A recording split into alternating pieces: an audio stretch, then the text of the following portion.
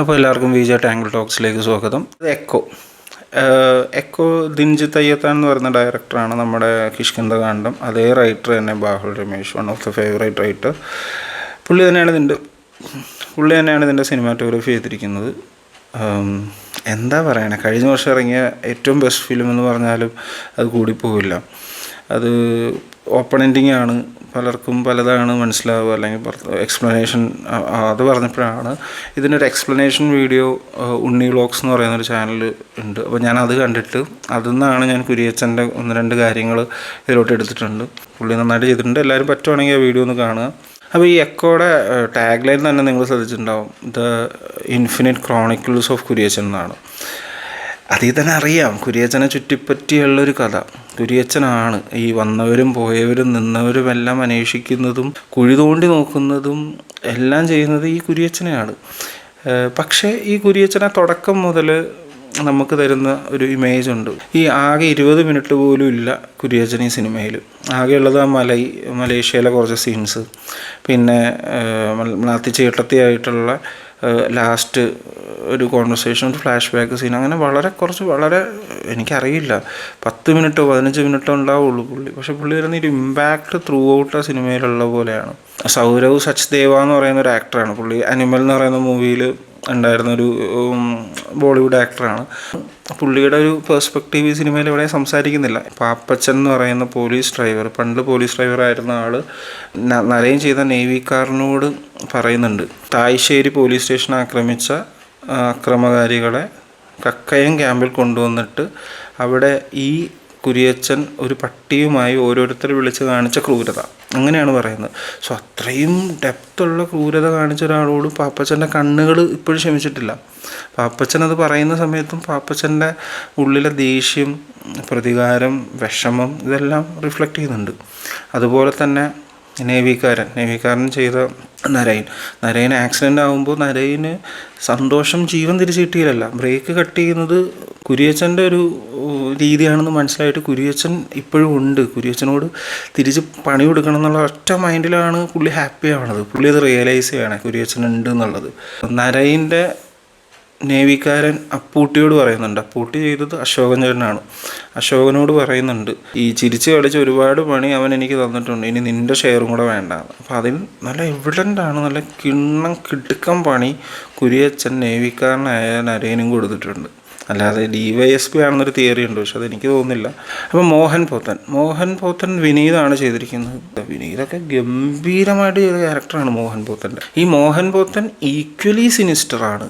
എന്താണ് കുര്യച്ചൻ്റെ അത്ര തന്നെ ദുഷ്ടനായ എമ്പതിയൊന്നുമില്ലാത്തൊരു മനുഷ്യൻ തന്നെയാണ് മോഹൻ പോത്തനും. അവർ ക്രൈം ഇൻ പാർട്ട്ണർ, അല്ലെങ്കിൽ അവർ എല്ലാ ക്രൈംസും ഒരുമിച്ചാണ് എക്സിക്യൂട്ട് ചെയ്തിട്ടുള്ളത്. ഈവൻ മലായിൽ പോയിട്ട് മലാത്തി ചേട്ടത്തെ അടിച്ചുകൊണ്ട് വന്നത് പോലും ഇവരുടെ പ്ലാൻ, അല്ലെങ്കിൽ ഇവർ ഒരുമിച്ച് പ്ലാൻ ചെയ്ത പരിപാടിയാണ്. അങ്ങനെയുള്ള മോഹൻ പോത്തനെ ഹൈലി മാനിപ്പുലേറ്റ് ചെയ്ത്, അത്രയും മാനിപ്പുലേറ്ററായ കുര്യച്ചൻ പോലീസിന് മുമ്പിലേക്ക് ഇട്ട് കൊടുക്കും. കുര്യച്ചൻ്റെ ഒരു പ്രത്യേകത തന്നെ അതാണ്. പുള്ളിക്ക് വെറുപ്പ് തോന്നുന്ന, വിദ്വേഷം തോന്നുന്ന ആൾക്കാരെ, അല്ലെങ്കിൽ എത്ര വലിയവനായാലും ചെറിയവനായാലും അയാളെ ആവശ്യത്തിന് ഉപയോഗിച്ചിട്ട് വലിച്ചെറിയുന്ന ഒരു സ്വഭാവക്കാരനാണ് ഈ പറയുന്ന കുര്യച്ചൻ. അപ്പോൾ അത്രയും കൂടെ നിന്ന, ചങ്ക് പോലെ നിന്ന മോഹൻ പോത്തനെ പോലും പുള്ളി ചതിച്ചു എന്ന് പറയുന്നിടത്താണ് പുള്ളിയുടെ മാനിപ്പുലേറ്റിംഗ് സ്കിൽ എന്താണെന്ന് മനസ്സിലാകുന്നത്. സോ അങ്ങനെ ഹൈലി മാനിപ്പുലേറ്റിംഗ് സ്കില്ലുള്ളൊരു മനുഷ്യൻ ഡേഞ്ചറസ് ആണ്. സ്ക്രീനിൽ നമുക്ക് കാണാൻ പറ്റുന്നത് ഈ മാനിപ്പുലേറ്റിംഗ് പവർ മാത്രമാണ്. പുള്ളി മാനിപ്പുലേറ്റ് ചെയ്ത കാര്യങ്ങളാണ്. മറ്റുള്ളവർ പറഞ്ഞ പെർസ്പെക്റ്റീവ് മാത്രമാണ് ഈ ക്രൂവൽറ്റിയുടെ സൈഡ്. പുള്ളിയുടെ മാനിപ്പുലേഷൻ സാധനം മാത്രമാണ്, അതിലുള്ള വില്ലനിസം മാത്രമാണ് സ്ക്രീനിൽ കാണുന്നത്. സോ സ്ക്രീനിൽ കണ്ടത് മാത്രമാണ് വിശ്വസിക്കുന്നതെങ്കിൽ പോലും അത്രയും മാനിപ്പുലേറ്റ് ചെയ്യുന്നത് വളരെ വൃത്തിയുടെ സ്വഭാവമാണ്. അല്ലെങ്കിൽ അത് തൻ്റെ ആവശ്യത്തിന് വേണ്ടി മറ്റുള്ളവർ ഉപയോഗിച്ച് പുറന്തള്ളുക എന്ന് പറയുന്നത് വില്ലനിസം തന്നെയാണ്. സ്ക്രീനിൽ ശ്രദ്ധിച്ചാൽ മനസ്സിലാവും പുള്ളി ഭയങ്കര, ഇവർ പറഞ്ഞ പോലെയൊന്നും അല്ല പുള്ളി മലായിൽ വെച്ചാണ് പുള്ളിയെ നമുക്ക് കാണിച്ചു തരുന്നത്. മലായിൽ വെച്ചിട്ട് കാണുമ്പോൾ വളരെ സൗമ്യനാണ്, ഭയങ്കര ശാന്തനാണ്. ആ പ്രകൃതി, അവിടുത്തെ ഭംഗിയായിട്ട് ഇങ്ങനെ യോജിച്ച്, അയ്യോ ഇത്രയും നല്ലൊരു മനുഷ്യനെക്കുറിച്ചാണോ ഈ പാപ്പച്ചനൊക്കെ ഇമാതിരി സാധനം പറഞ്ഞതൊക്കെ നമുക്ക് തോന്നും. പിന്നെ കാര്യങ്ങൾ പതിയെ മനസ്സിലാവും. മോഹൻ പോത്തൻ വാതിറക്കുന്നതോടുകൂടി എന്താണ് സംഭവിച്ചതെന്ന് മനസ്സിലാവും. ഇതിൻ്റെ കൂടെ തന്നെ പറയേണ്ട വേറൊരു വില്ലനും കൂടെയുണ്ട്. മണികണ്ഠൻ അഥവാ പീയൂഷ്. മണികണ്ഠൻ ഒബീഡിയൻ ഡോഗാണ്. ക്ലൈമാക്സിനോട് എടുക്കുമ്പോൾ മ്ലാത്തി ചേട്ടത്തി പറയുന്നുണ്ട്, ഒത്തൊരു ബ്രീഡിനെ കുര്യച്ചന് കിട്ടിയത് മണികണ്ഠനായിരിക്കുന്നു, മണികണ്ഠനാണ് എന്നുള്ളത്. ഒരു സിറ്റുവേഷൻ വരുമ്പോൾ സോമനും സുകുമാരൻ എന്ന് പറയുന്ന 2 പോലീസുകാരെ ഒരു സെക്കൻഡ് തോട്ടും ഇല്ലാതെ പ്ലാൻ ചെയ്ത് കൊന്നിട്ടുണ്ട് പീയൂഷ് എന്ന് പറയുന്ന മണികണ്ഠൻ. സോ കുര്യച്ചൻ്റെ മറ്റൊരു പതിപ്പല്ലേ മണികണ്ഠനും.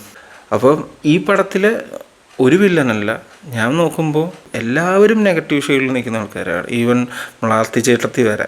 അടുത്തത് പൊന്മാൻ സിനിമയിലെ മരിയാനോ എന്ന് പറയുന്നത്, മരിയാനോയെക്കുറിച്ച് പറയുന്നതിന് മുമ്പ് തന്നെ അത് നമുക്ക് PP അജീഷിനെ കുറിച്ച് സംസാരിക്കാം. PP അജീഷ് ബേസിൽ വളരെ നന്നായിട്ട് ചെയ്ത് ഏറ്റവും നല്ല പെർഫെക്റ്റായിട്ട് ബേസിൻ്റെ കരിയറിൽ തന്നെ ഏറ്റവും നല്ല ക്യാരക്ടർ PP അജീഷായിരിക്കും. ഓക്കെ, അപ്പം മരിയാനോ എന്ന് പറയുന്നത് ഞാൻ ഈ പറഞ്ഞ വില്ലന്മാരുടെ ഗണത്തിലൊന്നും ഞാൻ പെടുത്തില്ല. സ്റ്റാൻലി ദാസിനെ പോലെയോ ജോർജ് സാറിനെ പോലെയോ ഈ പറയുന്ന കുര്യച്ചനെ പോലെയോ ഒന്നുമല്ല.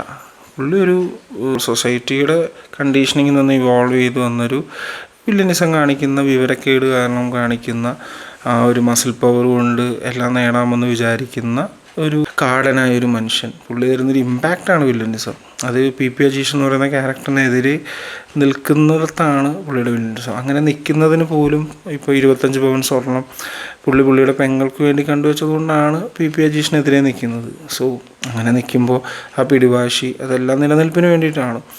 അതുകൊണ്ടൊരു 100% വില്ലൻ പട്ടം ചാർത്തി കൊടുക്കേണ്ട ആളല്ല മരിയാനോ എങ്കിലും മരിയാനോ ഇമ്പാക്റ്റിൽ വില്ലൻ തന്നെയാണ്. സോ ഈ ലിസ്റ്റ് അങ്ങനെ മരിയാനോടുകൂടി പൂർണ്ണമാകുന്നു. പിന്നെ കുറച്ച് മെൻഷൻസ് ഉണ്ട്. ഇപ്പം തുടരും സിനിമയിലെ ബെന്നി സാറ് വില്ലൻ തന്നെയാണ്, നല്ല രക്ഷണമൊത്ത വില്ലനാണ്. പക്ഷേ ആ സിനിമയിൽ അതിനപ്പുറത്തേക്ക് ജോർജ് സാറ് നിൽക്കുന്നതുകൊണ്ടാണ് ബെന്നി ഒരു ഇമ്പാക്റ്റ് കുറച്ച് വരുന്നത്. ബെന്നി സാറും ഗംഭീര വില്ലൻ തന്നെയാണ്. പിന്നെ ഓഫീസേഴ്സ് ഓൺ ഡ്യൂട്ടിയിൽ കുഞ്ചാക്കോ ബോബൻ നെഗറ്റീവ് ക്യാരക്ടറാണ്. ആ നെഗറ്റീവ് ക്യാരക്ടറിൻ്റെ എതിരെ പോസിറ്റീവായിട്ടുള്ള വില്ലനല്ല വന്നത്. ഒരു ഗ്രൂപ്പ് ഓഫ് വില്ലന്മാരാണ് വന്നത്. വിശാഖ് നായരും കുറച്ച് പിള്ളേരും, അവർ നന്നായിട്ട് ചെയ്തിട്ടുണ്ട്. പിന്നെ മരണമാസം എന്ന് പറയുന്ന സിനിമ അതൊരു ഡാർക്ക് ഹ്യൂമർ സബ്ജക്റ്റ് ആയതുകൊണ്ടാണ് അതിലെ വില്ലനെ ആരും ശ്രദ്ധിക്കാതെ പോയത്. രാകേഷ് മാധവൻ ചെയ്ത ആ സൈക്കോ ക്യാരക്ടർ, ഒരാളെ കൊന്നിട്ട് അയാളോടുള്ള പ്രതികാരം അയാളുടെ മരിച്ചു കഴിഞ്ഞ ശരീരത്തിനോടും കാണിക്കണം എന്ന് പറഞ്ഞാൽ ശരീരം വേണമെന്ന് പറഞ്ഞ് നടക്കുന്ന ഒരു ക്യാരക്ടർ. അയ്യോ, അത് ഭീകരമാണ്.